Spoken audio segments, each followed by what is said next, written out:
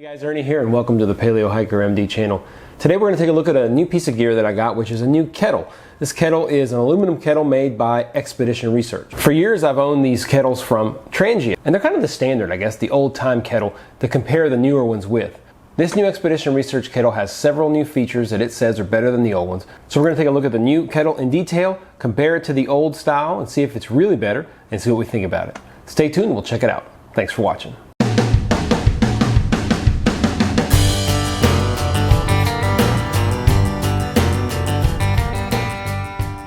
Now I love Trangia products and I've been using them for years, but there's a lot of new companies out on the market these days. In particular, one I found called Expedition Research. Now I have a video, and I'll put a link up here, to the bushcraft grates that they use, cooking grates that they make, and I love them. They're absolutely wonderful. They make a couple of other products. One of them is this kettle. Now at first glance, this kettle looks very similar to the older Trangia model, but they are quite a bit different. We're going to take a look at them very carefully. I'm going to show you guys what I mean. This is the Expedition Research kettle. It's made out of anodized aluminum, and it has more of the modern look that a lot of the newer kettles out there have because of that darker aluminum shade. First thing we always worry about with these things is the weight. So let's weigh this thing. So we'll do this in grams. First we'll weigh the Expedition Research kettle.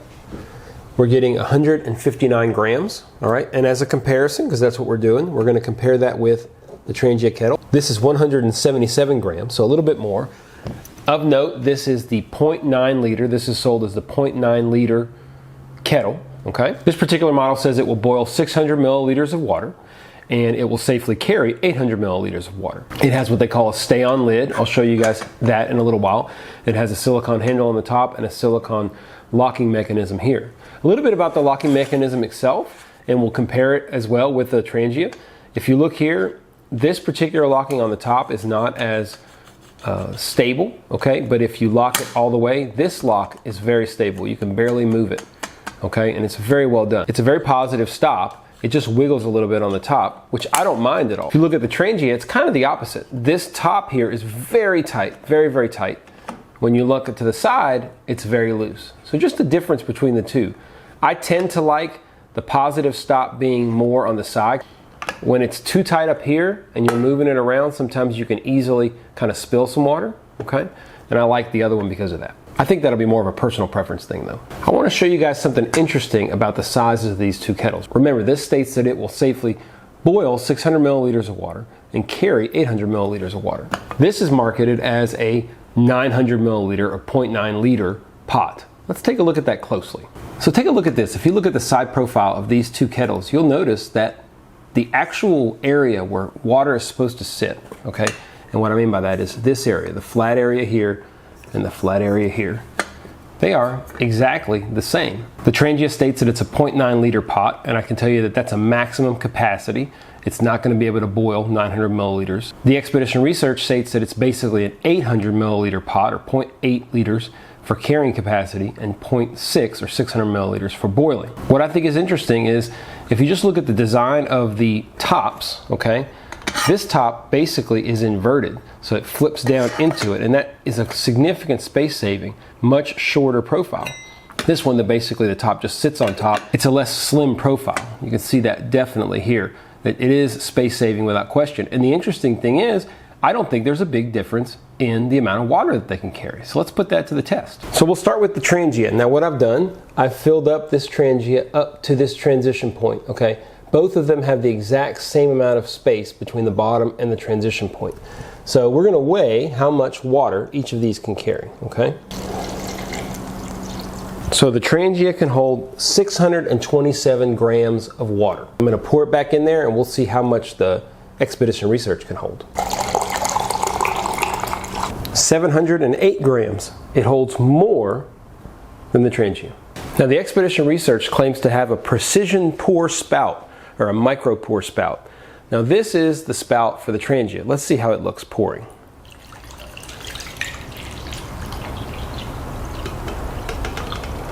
To me that looks pretty good, pretty normal, right? This is the precision pour spout. It's got a little nipple down there at the bottom. Let's see if it makes much difference.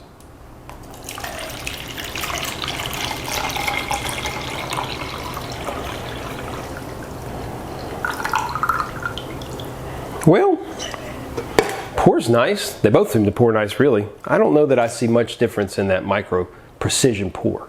Next thing we're gonna do is we're gonna boil these maximum amounts of water and see if we have any spillover and really test how much they can each boil. And I'll show you guys what they look like when they are at a rolling boil.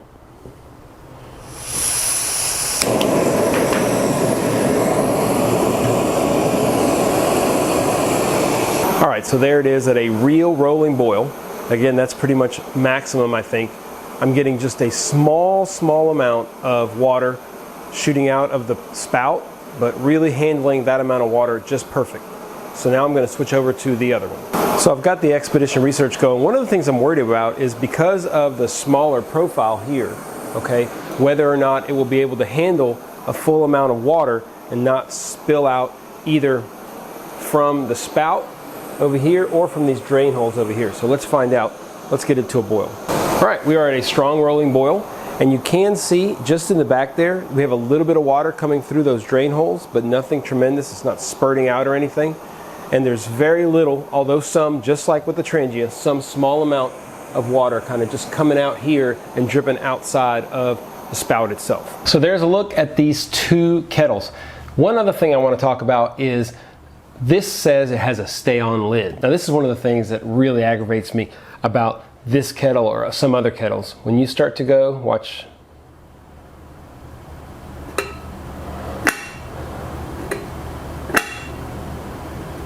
You can't get to 90 degrees.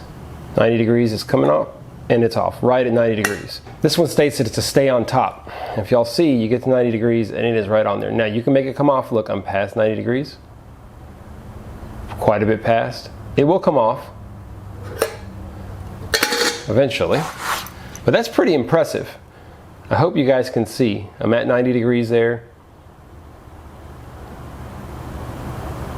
I would say that's a pretty good stay on top. Two last things we'll cover is the price. The Trangia Kettle for the 0.9 liter, which I think is comparable to this, it's about $16.75. Last I saw it on Amazon, actually just before I did this video, was $16.62 on Prime. Expedition Research Kettle is more expensive, $17.97. Not a huge difference, also on Prime, so for what it's worth. Now, one thing that may sway you over, if some of these other features haven't, that would sway you over to this, is the fact that this Expedition Research Kettle comes with a very nice stuff sack. The Trangia does not come with a stuff sack. So that is my look at the Expedition Research Expedition Kettle. I tried to highlight today the reason that I like it more than my older style kettles. I have both the 0.6 liter and the 0.9 liter Trangia kettles, and I was really excited to get this in the mail. I had done last year a video on the Bushcraft Grate. I did those, I bought those, and I made my own video, and I've really found them to be positive. The owner of the company actually reached out to me on Facebook and said he wanted to send me a gift for making such a nice video. Absolutely non-solicited. He sent me another one of those Bushcraft grates, which may be coming out in a 10,000 subscriber giveaway here soon. But also, he gave me this kettle, which I thought was just super nice of him.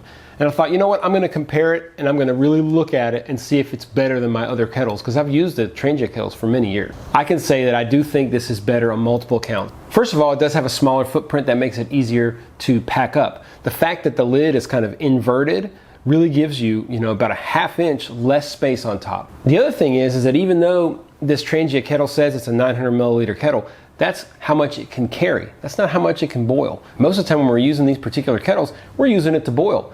This is technically, and you look at the specifications from Expedition Research, it says it's a 0.6 liter kettle to boil with. This is basically the same. Y'all saw it. They're very similar. This actually holds a little bit more water up to this transition. So even though this states to be a larger kettle, they're really functionally the same size. I like the silicone handle. It's really nice to the touch. I like the silicone on top.